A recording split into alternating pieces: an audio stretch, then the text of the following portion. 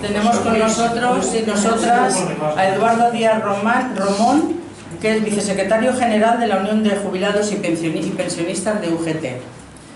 Bueno, nos va a ilustrar sobre la próxima convocatoria de movilización para el día 9 de octubre y sobre la marcha que está llegando desde las marchas que están llegando desde distintos puntos de España, que confluirán en Madrid el día 9, efectivamente, a las 11:30 en Atocha. Allí tenemos que estar todos los que somos jubilados y los que no, porque en algún momento todos seremos o serán jubilados, y el tema es muy importante porque vemos que nuestras pensiones no están siendo revalorizadas de acuerdo al IPC, y si tanto está la economía emergiendo como dice nuestro gobierno, pues yo creo que también los jubilados tendríamos que ser partícipes de esa bonanza económica. Así que bueno, ya sin más, Eduardo, que nos cuente de qué va a ir la movilización y todo lo que va a haber.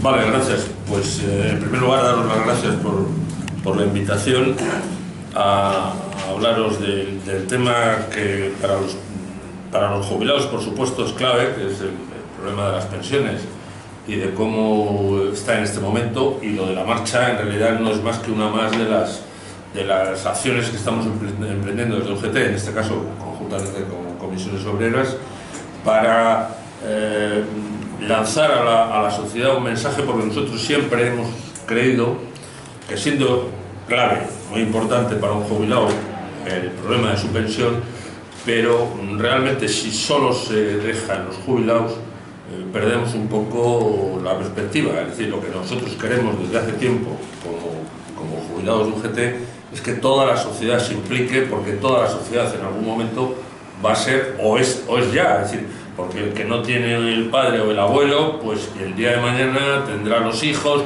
Es decir, todos la sociedad española debería estar preocupada, debería estar de las pensiones. Desgraciadamente, hasta hace poco, eso ha cambiado en el último año, pero hasta hace poco el problema precisamente de las pensiones es que, si miraba en los medios de comunicación, prácticamente no se hablaba. Hasta hace un año, prácticamente las pensiones, nosotros incluso, en plan un poco no de broma, pero decíamos, hombre, no viene mal que de vez en cuando el gobierno tire del fondo de reserva, porque siendo malo que tirara del fondo de reserva, por lo menos un par de días los periódicos hablaban de las pensiones. Y la gente ya empezaba a decir, oye, ¿y esto del fondo de reserva, las pensiones, qué pasa?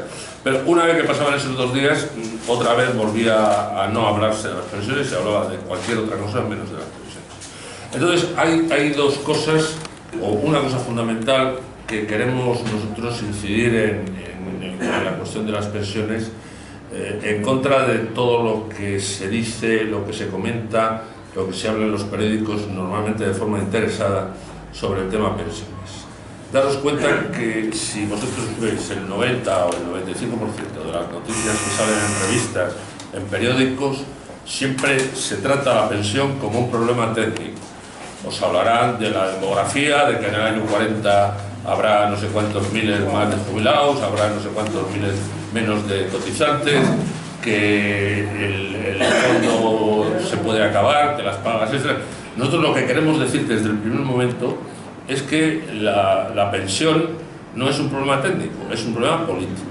Y un problema político que además está recogido en la Constitución, porque desgraciadamente en estos días lo estamos viendo, con el problema de la Constitución, de los que no respetan la Constitución, es que en la Constitución hay un artículo que dice que las pensiones tienen que ser dignas, sostenibles, y que toda la gente mayor debe tener una pensión. Entonces, eso en primer lugar, porque la pensión pasa a ser un derecho constitucionalmente reconocido. ¿Qué sucede con todo ese entramado de gente que habla de las pensiones y habla del plan técnico, el plan que se va a acabar, que la demografía, etcétera, etcétera? Pues nosotros lo que pretendemos no es más que explicar un poco desde nuestro punto de vista la realidad de lo que es el problema de las pensiones y cómo estamos en este momento en esa cuestión. Entonces, para eso hace falta 3 minutos hacer un poco un resumen de dónde venimos en los últimos años. Mirad, todo empieza, vamos, esto viene de siempre, pero se ha acelerado el día que Zapatero anuncia que va a congelar las pensiones del año 11 y para mí comete el gravísimo error, aparte de que no estábamos de acuerdo con que lo hiciera, pero comete el gravísimo error de decirlo 7 meses antes. Es decir, cuando tú dices una cosa así 7 meses antes, se aprovecha el resto del personal y en este caso nosotros tenemos constatado que desde mayo del 2010, que es cuando lo anuncia en el Congreso de los Diputados, hasta enero del 2011, que es cuando empezaba a surtir efecto, no la congelación, sino la revalorización, ahora lo diré, no hubo un acto desde entonces hasta las elecciones del 2011 donde Rajoy no dijera, fuera inaugurando algo, cualquier acto donde Rajoy habló, dijo que ella iba a revalorizar las pensiones que Zapatero no había revalorizado. Claro, ¿qué pasó? Primero, en ese sentido, yo como desde el punto de vista de UGT y del PSOE, nos ganaron la batalla de la comunicación, porque todo el mundo se ha quedado con la cosa de que se congelaron las pensiones. Lo que hizo Zapatero fue no revalorizar las del 2011, las contributivas que no fueran mínimas. Es decir, las no contributivas y las mínimas seguían revalorizándose igual que siempre. Lo que pasa es que la expresión en castellano hizo fortuna lo de congelar. Y a partir de ahí no ha habido más que el PSOE ha congelado, Zapatero ha congelado, Zapatero lo que hizo fue decir, las no contributivas siguen igual, las mínimas siguen igual, no se revalorizan las demás. ¿Qué es el problema de la no revalorización? Si lo sabéis seguramente perfectamente. Todos los años, en enero, el gobierno calculaba más o menos cuál iba a ser la inflación del año y sobre esa inflación revalorizaba las pensiones. Y en enero empezaba a pagar el 1%, el 2% o lo que hubiera calculado que iba a ser la inflación. El 30 de noviembre se veía cómo había ido el IPC, la inflación, y si el IPC había ido por debajo, no pasaba nada. Eso pasó en el año 2009, pasó eso, que el IPC fue menor que lo que había calculado el gobierno. El gobierno había calculado el 2 y solo fue el 0,30. Entonces ahí ganamos un 1,7% ese año. Pero lo normal, porque además los gobiernos en ese sentido también lo tiraban un poco a la baja, es que la inflación en noviembre fuera superior a lo que se había hecho y eso era lo que nos pagaban al enero siguiente, la compensación del IPC con la pensión tal como había quedado. Bueno, pues eso fue lo que Zapatero dijo, que en el año 11 eso no iba a pasar. Es decir, que los jubilados íbamos a tener la pensión la misma del año 10, fuera cual fuera la revalorización, el IPC del año 11. Bien, después de estar año y medio diciendo Rajoy que cuando él llegara revalorizaría las pensiones, lo que hizo en el primer Real Decreto, por eso siempre nosotros decimos que el primer decreto que hace Rajoy en diciembre del 11, nada más toma posesión, en Navidades, el primer Real Decreto que saca, acepta la herencia. Ellos que han hablado tanto de que la herencia, esa herencia sí que la aceptó. Es decir, asumió lo que había hecho Zapatero y no revalorizó las pensiones del 2011, salvo las mínimas y las no contributivas, que estaba ya. Es decir, que lo único que hizo fue escribirnos una carta a la ministra el 3 de enero diciendo que en el año 12 se revalorizaría un 1%, que no era más que lo que se hacía todos los eneros. Es decir, vamos a suponer que hay una inflación del 1%, lo revalorizaremos un 1%. Y además, la carta, pues seguro que algunos la habrán recibido, otros a lo mejor todavía no estén jubilados, la carta aseguraba que en diciembre se revalorizaría, como siempre, si el IPC subía por encima del 1%. Bueno, primera mentira de Rajoy, no revalorizó lo que dijo que iba a revalorizar, sino que asumió lo que había hecho Zapatero y lo encubrió con la subida del 12, con la revalorización del 12 y paz y después. Bueno, ese en primer lugar. Por eso siempre hemos dicho, las primeras víctimas del gobierno de Rajoy fuimos los jubilados. porque nada más entrar. Y además, en ese momento, en el año 11, hubo la ley de reforma de las pensiones que hizo el gobierno Zapatero, que es la que subió la edad de jubilación a los 67 años, pasó a 25 años, no pasó automáticamente, se está produciendo ahora todavía, hasta el año 27 irá creciendo poco a poco, tanto la edad de jubilación como los años necesarios para cobrar la pensión. Y es una ley que, en contra de lo que luego os contaré que ha pasado y que sabéis todos perfectamente, no es que sea una cosa positiva para las pensiones, evidentemente, pero ajustaba un poco pues, los términos en los que se necesitaba el dinero para las pensiones. Pero tiene una cualidad, la ley del Zapatero del 2011, bastante efectiva, y es que fue producto de un acuerdo político en el Pacto de Toledo y luego en el Congreso de los Diputados, y luego fue producto de un acuerdo social en el ASE que se firmó en febrero del 2011, donde tanto las centrales sindicales como las patronales negociaron con el gobierno unas bases.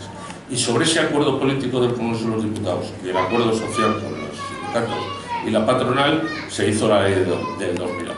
Vale, la ley del 2011 marca unas fases, ya os digo.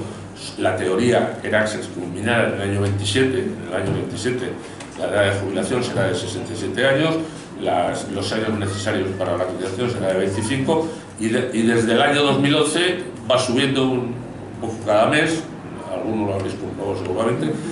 Bueno, o sea, quiere decir que esa ley también marcaba una de las características que toda ley de pensiones tiene que tener, y es que no sea un golpe de repente, sino que deje un espacio para irse acomodando, para saber la gente dónde le interesa entrar en las pensiones o no. Y esa ley tenía una cosa, por eso vuelvo a lo del primer decreto de Rajoy, tenía una cosa, digamos, no quisiera decir de caridad, pero por lo menos un recuerdo a las pensiones de viudedad. Las pensiones de viudedad siempre han estado es un problema serio, porque hay quien dice, pero es que hay gente que cobra la pensión de viudedad y no trabaja en su vida, y en cambio, bueno, eso es un problema que algún día habrá que ajustar, lo de las pensiones de viudedad, pero en cualquier caso es evidente que hay muchas viudas, sobre todo viudas, porque parece que es el 94% de las pensiones de viudedad son mujeres. Entonces, en la propia ley de Zapatero había una disposición adicional donde del 52% que vosotros sabéis que cobra la viuda sobre la base regulatoria del marido, durante 8 años iba a subir un punto cada año. Teniendo en cuenta que empezaba el 12, se suponía que en el año 20 la pensión de viudedad representaría ya el 60% de la base reguladora de la pensión del marido. Bueno, pues eso, que además exigía unas condiciones muy fuertes, porque exigía que la viuda que se beneficiase de eso no tendría otra pensión, es decir, eso no era para alguien que haya trabajado, tuviera su pensión y se lo añadiera, sino para alguien que solo tuviera la pensión de viudedad, que naturalmente no tuviera unos bienes de determinado volumen, es decir, muy poco, que tuviera más de 65 años, es decir, estábamos hablando de un colectivo de personas, sobre todo mujeres, muy mayores y muy pobres. Bueno, pues eso se lo carga también el Real Decreto de Rajoy de diciembre por una explicación diciendo que no se puede porque la economía no lo aguanta, cuando era una cifra realmente pequeña, porque tampoco el colectivo que cumpliera todas esas exigencias era tan grande. Es decir, para nosotros nos pareció una ruindad absoluta, aparte del hecho de meterse con las pensiones, ¿no? Entonces, a partir de ahí ha empezado, eso provocó mucha discusión, y hay una cuestión que vosotros seguro que la habéis visto, la habéis comentado, que es el famoso fondo de reserva. El fondo de reserva es una cuestión que lo crea realmente el Gobierno Aznar en el 2000, porque las contribuciones de la Seguridad Social realmente hasta ese momento estaban teniendo superávit. Daros cuenta que con las cotizaciones de la Seguridad Social hasta el año 2003 se ha estado pagando la sanidad. se ha estado financiando el sistema sanitario y muchas otras cosas que no eran propiamente del sistema de seguridad social de las pensiones, es decir, que ha habido mucho superávit. Pero en cualquier momento, una vez que se deja de contribuir las cotizaciones para el sistema sanitario, sigue habiendo superávit. Y entonces llega un momento que se dice, hombre, sería razonable que este superávit se guardara en una caja para los momentos en que haya algún problema de liquidez del sistema, pues poder tirarle. Entonces, que ahí hay un problema que no ha salido a la luz pública, y es que el ministro, con todo lo que ya era en aquel momento, lo que tiene previsión de que eso sea un puro apunte contable, es decir, que en algún sitio de la maquinaria del Estado se apunte: la Seguridad Social ha ganado este año o ha tenido superávit tantos miles de millones. Entonces, por la presión de los sindicatos se logra que no sea así, sino que lo que sobra, el superávit de la Seguridad Social, se meta en un fondo que sea un fondo de inversión que pueda rentabilizarse, metiéndolo en deuda pública, metiéndolo en letras del Tesoro, etc. Y a partir del año 2000, ese fondo, que empieza con muy poquito, empieza a subir año a año hasta el 2010, cuando llega la crisis. Hasta el 2010, todos los años el gobierno mete en ese fondo no el superávit, porque desgraciadamente la ley del fondo de reserva dice que los superávit irán preferentemente, pero no dice totalmente, preferentemente a ese fondo. Para que os hagáis una idea, entre el año 97 y el 2010, el superávit de la Seguridad Social se calcula que ha habido unos 104.000 millones de euros, y lo que se ha introducido en el fondo ha sido 52.000, es decir, la mitad más un poquito, para decir que era preferentemente, se había metido ahí. Esos 52.000 millones que el gobierno ha ido aportando al fondo, más la rentabilidad que ha dado invirtiéndolo en deuda, es lo que llegó a tener 60 y tantos mil millones, que es la cifra que siempre se maneja, que es verdad que cuando se fue Zapatero, cuando llegó Rajoy, el fondo de reserva estaba en 60 y tantos mil millones Pero nosotros también decimos, no hay que agobiarse con el fondo de reserva, porque el fondo de reserva, como se dice que es la hucha, pero nosotros siempre decimos lo mismo, los que ya tenemos una edad sabemos que las huchas servían para lo que servían, es decir, para el día del cumpleaños romperla y comprarte unas chuches, pero que para vestirte y para comer, y eso no lo sacabas de la hucha, eso tenía que ser en tu casa, que te lo tenían que ir para vestirte. Entonces la hucha estaba pensada, pues eso, para lo que estaba, para sacar una rentabilidad, y en algún momento que hubiera alguna tensión, por lo que fuera, ¿verdad? Y ahí entramos también en el problema de las pagas extras. Por eso se ha jugado mucho con decir, a lo mejor no se puede pagar la paga extra de julio y hay que tirar del fondo de reserva.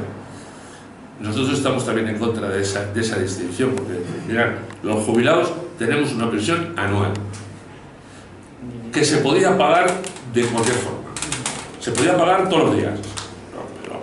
No parece razonable, pues sería un desmadre, aunque ahora con la informática incluso a lo mejor se podía, pero sería un desmadre. Se podía pagar semanalmente, igual que antiguamente se pagaba la semanada, pues se podía pagar, o se podía pagar de una vez, lo cual también sería, porque entonces tendrías que ajustarte y no gastar. Bueno, resulta que parece que lo más razonable, ya que estamos acostumbrados a eso, es que se pague mensualmente.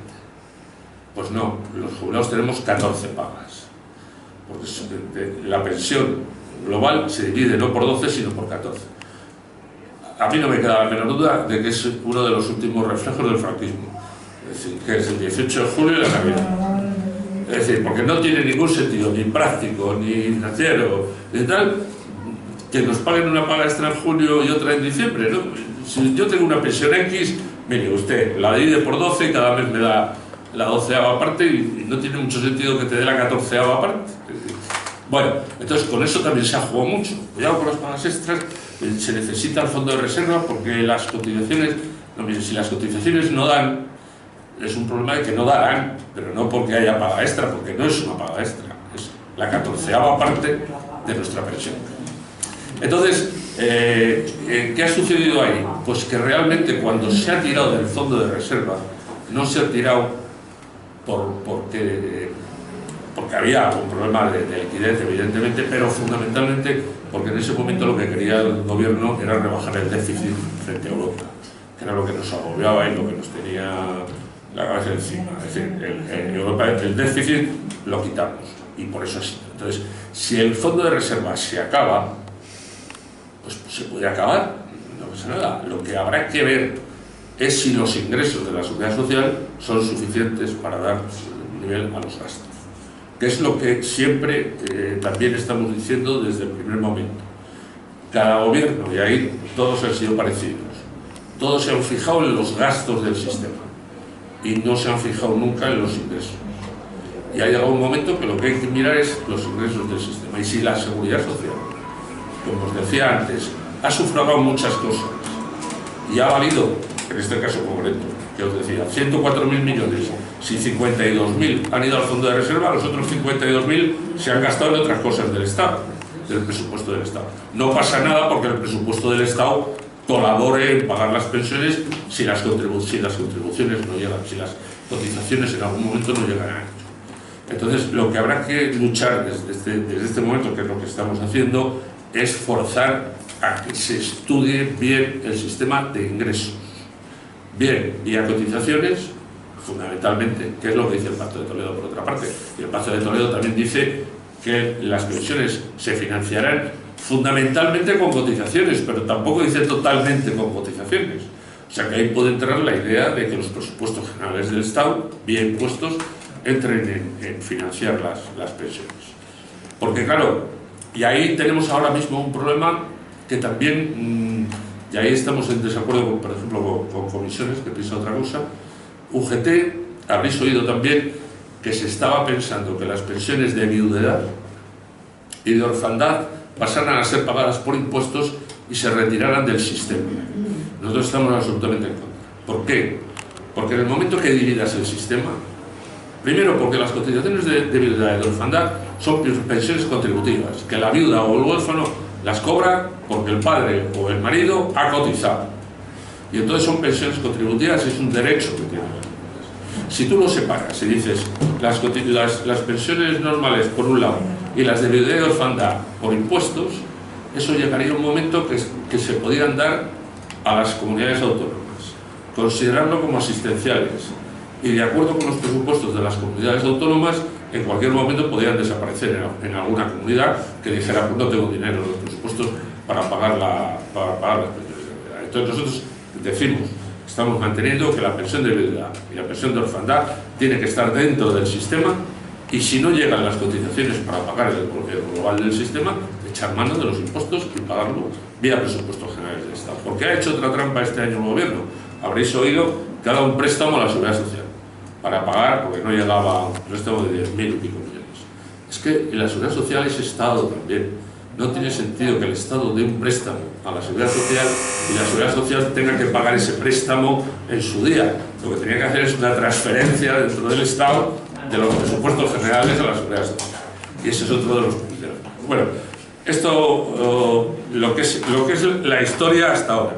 ¿Qué pasó en el año 13, que es la clave de lo que tenemos ahora encima de la mesa? Pues que ni corto ni perezoso, cuando la reforma del 11, como os digo, estaba prevista, claro, estaba prevista que llegue a su culminación en el año 27, 2 años después, en el 13, al gobierno le entran las prisas y dice que el problema de las pensiones es muy duro y que hay que reformarla para ajustar las pensiones. Y se crea una comisión de expertos, y ahí viene una de las grandes diferencias. Cuando el otro día en Getafe, en el coloquio, alguien se metió, pues vamos, criticó, se puede criticar, la ley del 2011 igual que la del 2013, y no tiene nada que ver, porque como decía, la del 2011 es en base a un acuerdo político. Claro, cuando no eres el único que decides, pues tienes que ajustar con todos los demás. Un acuerdo político y un acuerdo social. En cambio, la del 2013 es con 12 expertos entre comillas, porque claro, aquí cualquiera es experto, Pero qué casualidad, que los 12 expertos son o bien de banco o bien de aseguradoras, que lo que quieren es que se hagan seguros privados. Y se hace, y les dice que hay, yo siempre se lo he reprochado a los diputados del PSOE, cuando hicieron la ley del 2011, uno de los artículos crearon lo que se llamó el factor de sostenibilidad, que era para ir a tener en cuenta la esperanza de vida. No lo definieron, lo dejaron así muy en el aire. Lo único que definieron es que entraría en vigor en el año 27. Claro, llega el Partido Popular y, aprovechando ese artículo de la 2011, dice: vamos a crear el factor de sostenibilidad. Y llama a los expertos. Y los expertos le presentan dos cantidades. Una que le llama el factor de revalorización anual, FRA, y otro, el FEI, que era el factor de equidad intergeneracional. Y que combinando los dos, extrañamente, eso era lo que era el factor de sostenibilidad. Y va el gobierno y dice: bueno, coge el factor de revalorización y lo transforma en otra cosa, en el índice de revalorización de las pensiones. Decía el otro día un catedrático con gracia que, al llamarlo, se llamaba Fondo de Revalorización Anual, FRA. Si hubiera simplemente cambiado, llamándolo Índice de Revalorización Anual, hubiera sido el IRA. Y no parecía muy adecuado montar el IRA. Entonces lo cambiaron y dijeron Índice de Revalorización de las Pensiones, IRP. Y el otro, el FEI, lo de la equidad internacional, a eso sí lo llamaron factor de sostenibilidad. Pero fijaros, cuando el gobierno dice que es urgente porque el sistema de pensiones se está quebrando, hay que hacer algo, tan urgente no sería cuando el factor de sostenibilidad lo ha aplazado hasta el año 19. La ley del 2011 lo decía al 27. Bueno, al 19, porque o sea, es urgente, la tienes que hacer ya. ¿Qué es lo que hizo en cambio ya? En el momento que aprobó la ley, que la aprobó en diciembre del 13 y ya en el 14 empezó la revalorización, el famoso 0,25. Y el famoso 0,25, ¿qué sucede? Estamos igual que antes. El problema es que no revalorizando las pensiones desde el año 14, lo que hace es rebajar el déficit del Estado, que era el problema que tenía en ese momento el gobierno respecto a la Comunidad Europea. Entonces, hace una cosa espantosa, que es que crean una fórmula que nadie ha entendido, que es una fórmula donde tienes que manejar cantidades astronómicas, multiplicarlas, dividirlas. Bueno, ahora con la informática tampoco es tan, pero tiene una cuestión, y es que dice: esta fórmula tiene que ser transparente y todos los años se tiene que publicar para ver si ha dado positivo o para ver si ha dado negativo. Y si ha dado negativo, el 0,25. Bueno, pues no lo han publicado todavía en ningún año, desde el año 14. Llevan 3 años y en ningún año lo han publicado. Han dicho que daba negativo y que seguramente ha dado negativa, pero no lo ha dado. ¿Por qué? Creo yo. Porque el negativo seguro que ha dado, tal como está en este momento las porque en esa fórmula entraban las 5 cantidades de 5 años anteriores y 5 cantidades de previsiones de los 5 próximos años. Eso obligaría al gobierno a decir qué prevé en los próximos 5 años como ingresos y como gastos de la seguridad social. Y eso no lo ha dado en ningún momento. Y fijaros, otra cosa, tal como lo dijeron los expertos no pusieron ningún límite. Se dieron cuenta que tal como estaba la situación en el año 13, podía ser negativo y ser que bajaran las pensiones. Claro, dijo: bueno, aquí hay una explosión social. Y entonces por eso metieron el soporte del 0,25 como mínimo. Es decir, en caso de que salga negativo, ponemos el 0,25. Y luego, gracias a una enmienda, me parece que fue de UPyD, dijeron: hombre, también es posible que los años que vaya bien la cosa, lo más que puede subir es el IPC más el 0,50. Es decir, que esos son como acotaron la fórmula. Lo más que puede dar es el IPC más 0,50 y lo menos el 0,25. ¿Qué les pasó en el año 14? Que hubo una inflación negativa, ¿verdad? Que hubo un -1 de la subida de los precios. Y aplicando esa ley, si tú aplicas -1 de inflación, IPC, más 0,50, te da -0,50. que eso tenía que ser el máximo, y el mínimo 0,25, es decir, que el primer año el máximo previsto en la ley era menor que el mínimo previsto en la misma ley, lo que indica la chapuza que es la ley, y a partir de ahí pues ya estamos, llevamos 3 años con el 0,25, afortunadamente en los 2 primeros años la inflación ha habido un año negativa y otro año pequeña. Bueno, es verdad que están los copagos, que está todo lo demás, pero bueno, ahora, a partir de este año, que ya la inflación se va a poner como de costumbre, en el 2, 2 y pico, 3, pues con el 0,25 cada año vamos a perder 2 y pico, como esto no sé. Entonces esa es una de las batallas que hay que dar, de eliminar esa. Todavía es más terrible el factor de sostenibilidad. Eso ya no nos afecta a los que estamos jubilados, pero es una espada contra los que se van a jubilar.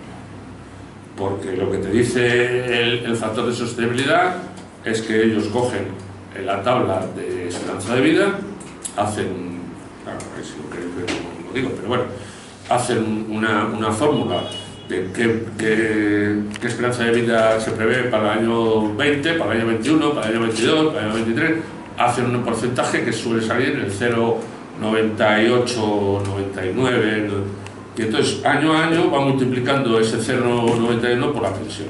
¿Qué quiere decir eso? Primer año que sea poco, que será el año 19. Imaginaros 2 personas pues, que hayan sido 2 hermanos, que haya empezado uno a trabajar, que uno naciera a las 12 menos 5 del 31 de diciembre y otro a las 12 y 5, y que hubieran estado toda la vida prácticamente trabajando lo mismo. Bueno, pues el que se jubila el 31 de diciembre del año 18 cobraría el 100% de su pensión, de la pensión que le correspondiera, de lo que hubiera trabajado. El que se jubila el 1 de enero del 19 ya es un 99% de esa pensión. O sea, ya no cobraría lo mismo de inicio, y eso ya para toda la vida le iría bien. El que se jubile en el año 2020, ese 0,9 multiplicado por otro 0,9, y en 4 años se perderá un 3% aproximadamente, con las tablas que hay ahora de natalidad.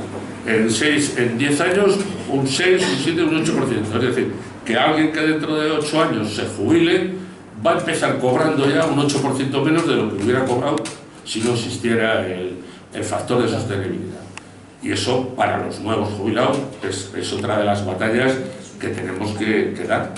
Y por eso también queremos que la gente se conciencie, y no solo los jubilados, sino que los que lo van a pagar más son los que no están jubilados actualmente. Entonces, ¿qué sucede ahí? ¿Qué es lo que se puede hacer? Y bueno, de momento se está intentando, hay una proposición de ley y una serie de mociones en el Congreso de los Diputados, aprovechando que el PP no tiene la mayoría ahora, pero que de momento no han surtido ningún efecto. ¿Cuál es la batalla fundamental? La derogación de esos dos factores, tanto de revalorización anual, volver al IPC, a la antigua fórmula, que era una fórmula bastante sensata, que la gente ya tenía asumida. En enero nos suben algo, y si en diciembre el IPC ha subido más, pues el siguiente enero nos lo compensan, y eso por una parte. Y luego cargarse el factor de sostenibilidad, de la esperanza de vida. Porque daros cuenta que es una ley tan chapuza, decía, lo de que el máximo salía menos que el mínimo, tampoco concibe, imaginaros, cosa que no es descartable, con los copagos, con las crónicos, tal, que la esperanza de vida empiece a bajar un poco, porque hasta ahora no ha hecho más que subir, porque afortunadamente tenemos una sanidad buena, la gente, pero claro, la gente con los copagos, con se está notando que eso puede variar. Bueno, pues no está previsto en la ley. También no es lo mismo trabajar en la mina o trabajar en un andamio que trabajar en una mesa. Es decir, hay muchas cosas que no están previstas. Es al oeste, tabla de esperanza de vida, catapum, se multiplica y fuera. ¿Qué se puede conseguir? Pues nosotros decimos, miren, el sistema público de pensiones solo tiene 2 posibilidades enmarcadas. O decimos que es como los privados, es decir, nosotros recaudamos las cotizaciones y de ese dinero que recaudamos de cotizaciones repartimos entre los jubilados, y cuando se acaba el dinero se ha acabado, y si hay menos dinero habrá menos pensión, que es lo que pasa con los privados, lo cual es una barbaridad. O bien decimos, de acuerdo con el artículo 50 de la Constitución, hay que socialmente y políticamente en el Congreso de los Diputados llegar a un acuerdo que diga cuál es un nivel de pensión digno. Pues una vez marcado ese nivel de pensión digno, es decir, ¿esto cuánto cuesta? Tanto. Pues bien, a través de cotizaciones, o si no llegan las cotizaciones, a través de impuestos. Y ya está.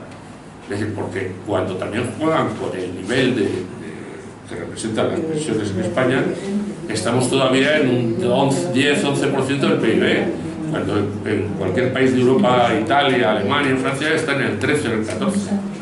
Entonces, o sea, todavía hay espacio para que este país, si hay un acuerdo social, que es lo que nosotros decimos, que haya un acuerdo político y social donde se diga cuál es un nivel digno de pensiones. Y una vez marcado, busquemos los ingresos. No al revés. Tenemos estos ingresos y hasta aquí hemos llegado. Pues claro, con esa teoría del factor de sostenibilidad, lo que va a pasar es que dentro de 15 años probablemente los ingresos sean parecidos y los pensionistas hayan crecido mucho, con lo cual les tocará menos. Por eso, eso es lo que la gente se tiene que meter en la cabeza, que hay que luchar con todas las fuerzas para conseguir que el factor de sostenibilidad y el factor de revalorización sean eliminados de la legislación.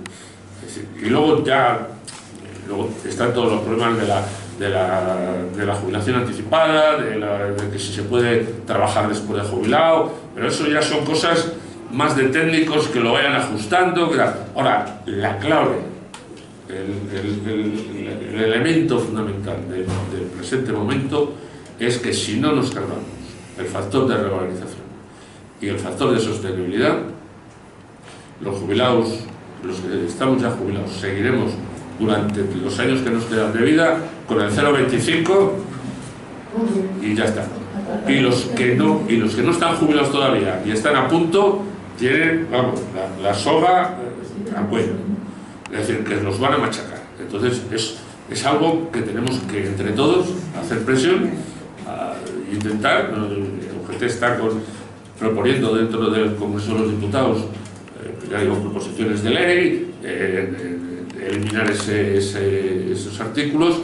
Bueno, y esa es la batalla que tenemos ahora. Entonces, en esa batalla, por una parte están las explicaciones que podamos dar a la gente en general, y luego la presión de movilización, que es a lo que responde un poco las marchas, que nosotros en Madrid hicimos algún reparo en el sentido de las marchas que se hicieran precisamente esta semana, donde se preveía que íbamos a estar hablando de otra cosa fundamentalmente, sí, como así está pasando.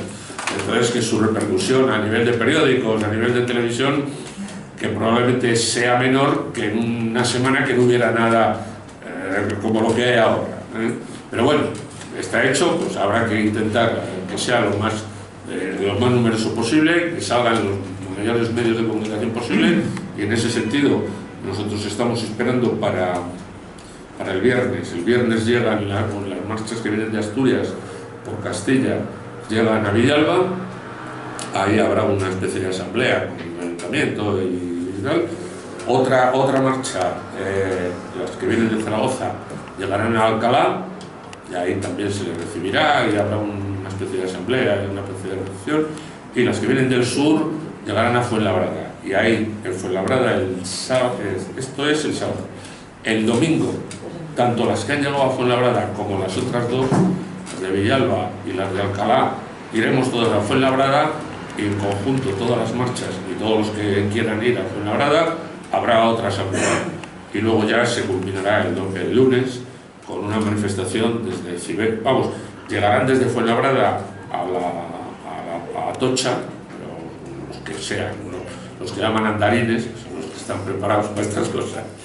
Y a partir de las 11:30 de la noche, ahí pedía una manifestación donde se está sumando. Hoy había una reunión en la Besteiro con los economistas para la crisis, Mañana había una reunión del mundo de la cultura apoyando las marchas, en fin, haciendo todo lo posible porque tenga repercusión y que el lunes de Atocha a Sol pues haya una cantidad de gente potable, que podamos dar la idea de que la gente está preocupada por las pensiones y que exigimos el factor de sostenibilidad desaparezca.